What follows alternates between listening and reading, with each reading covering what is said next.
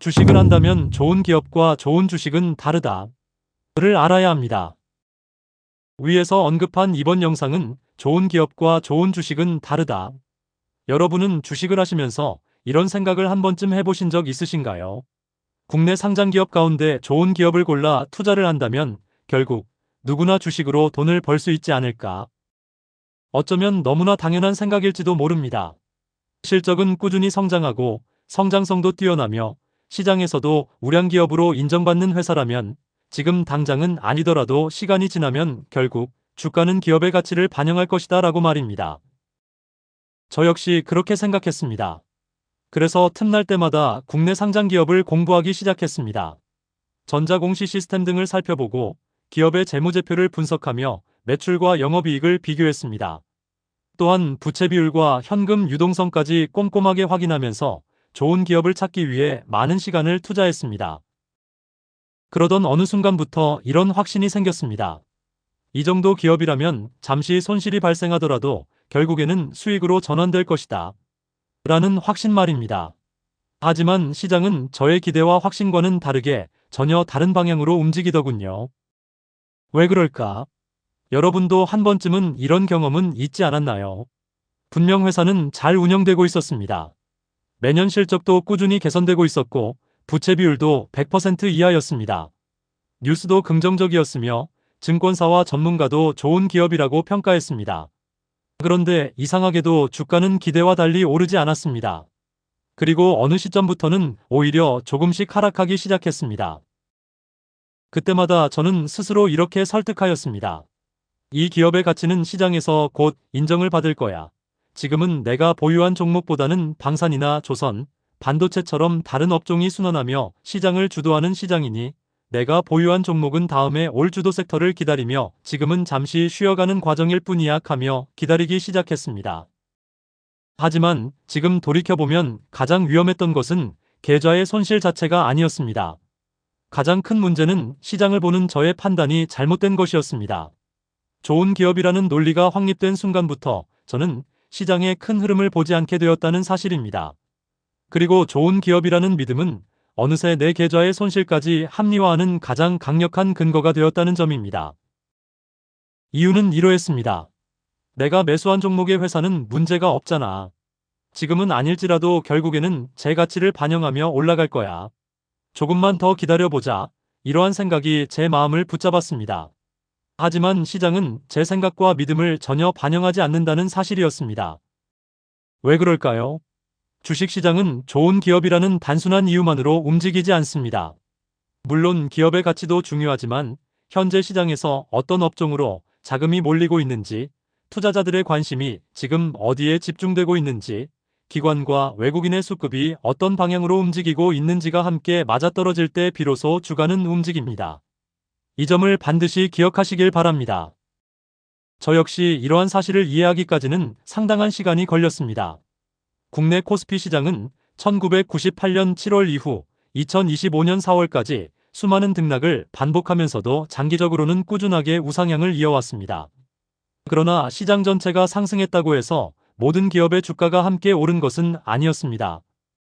실적이 우수한 기업임에도 주가는 거의 움직이지 않거나 시장의 선택을 받지 못해 상장 폐지된 사례도 적지 않았습니다. 반대로 바이오 기업의 경우에는 어떤가요?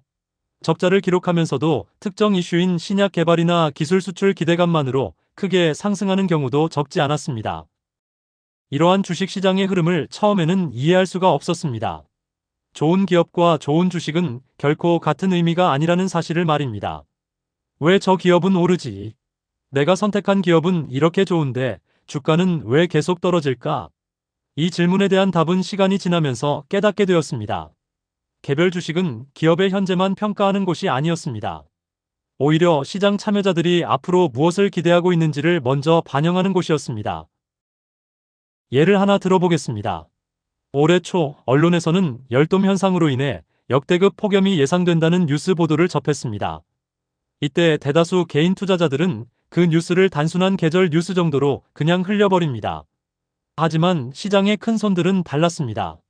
여름철 폭염이 현실화되기 전에 관련 산업을 분석하고 에어컨 제조기업의 실적 개선 가능성을 미리 판단한 뒤에 바닥에 있는 주식을 미리 매집한 뒤 때를 기다립니다.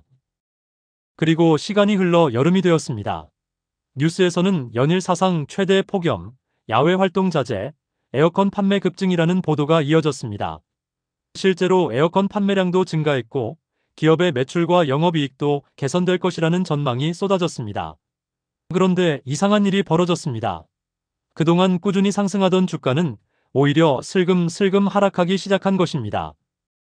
당시 저는 그 이유를 전혀 이해하지 못했습니다. 단순하게 고점 대비 많이 떨어졌으니 지금이 오히려 좋은 매수 기회 아닐까? 그리고 생각합니다. 좋은 기업이니 지금의 조정은 싸게 살 수 있는 기회다. 실적도 좋고 영업이익 증가도 예상되며 시장에서 인정받는 기업이니 시차를 두고 주가도 그 가치를 반영할 것이다. 라며 손실에 대한 자기 합리화를 시작하죠. 결과는 굳이 말씀드리지 않겠습니다. 다만 좋은 기업과 좋은 주식은 전혀 다른 문제라는 것입니다. 좋은 기업은 장기적으로 성장하고 살아남을 가능성이 높은 기업일 뿐입니다. 반면 좋은 주식은 기업의 가치뿐만 아니라 시장의 흐름과 투자 심리, 그리고 수급이 함께 움직일 때 비로소 만들어진다는 사실입니다. 이 차이를 이해하지 못한다면 시장에 참여한 개인 투자자는 같은 실수를 매번 반복하게 될 것입니다. 기업에 대한 분석만 믿고 현재 시장이 상승장인지 하락장인지 객관적인 판단을 무시한 채 버티며 시간이 해결해 줄 것이라는 막연한 기대감만 남게 될 것입니다. 이러한 막연한 기대감은 냉정한 투자 판단을 흐리게 만들고 결국 계좌를 더욱 깊은 손실로 이끌 수 있습니다. 저도 그랬습니다. 주가가 떨어질수록 오히려 더 확신했습니다. 이 가격이면 오히려 기회 아닌가. 좋은 기업인데 제가 처음 매수했던 가격보다 더 낮아졌으니 평균 단가도 낮출 겸 지금이 살 기회다. 라며 하락할 때마다 기준 없이 추가 매수를 반복했습니다. 아니요. 나름대로 기준은 있었습니다. 보조지표를 통해 이평선을 기준으로 한다거나 RSI를 통해 과매도 구간을 기준으로 한다거나 말이죠. 그런데 이상하게도 계좌는 오히려 한 종목에 묶여있는 투자금만 계속 늘어났고 반대로 다른 종목에 투자할 수 있는 기회는 점점 사라져갔습니다. 그때 비로소 깨달았습니다. 좋은 기업의 주식을 보유하는 것과 좋은 투자를 하는 것은 같은 의미가 아니라 전혀 다르다는 것을. 기업은 꾸준히 성장하고 있었지만 제 계좌는 성장하지 않는 이유가 바로 여기에 있었습니다. 왜 그랬을까요? 주식은 기업의 가치만으로 움직이는 시장이 아니었기 때문입니다.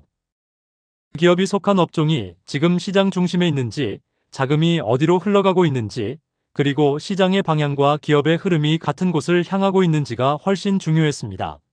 저는 이 현상을 보며 문득 이런 생각이 들었습니다.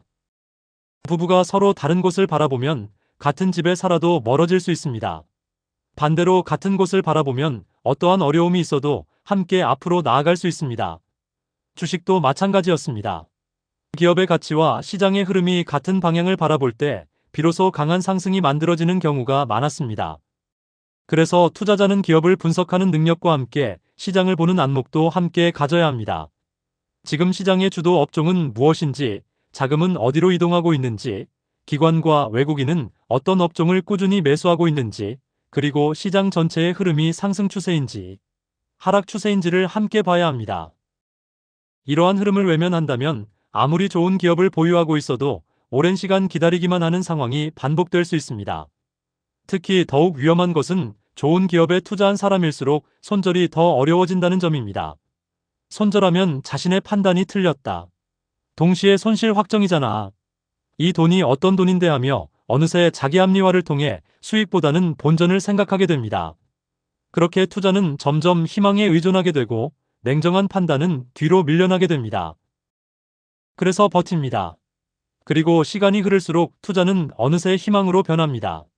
희망은 투자에서 반드시 필요한 요소이기도 하지만 현실을 외면하게 만드는 희망만으론 자신의 계좌를 지키지 못한다는 것을 깨달아야 합니다. 주식시장은 생각보다 훨씬 냉정합니다. 좋은 기업이라고 해서 내 계좌를 대신 책임져 주지는 않습니다. 시장은 이 기업의 주식을 얼마나 많은 사람이 사고 싶어 하는지, 그리고 앞으로 더 높은 가격에 매수를 해도 수익을 볼 수 있을 것이다 라는 확신과 함께 사고 싶어 하는 사람이 계속 들어오는지가 주가를 움직이는 중요한 원동력이 됩니다.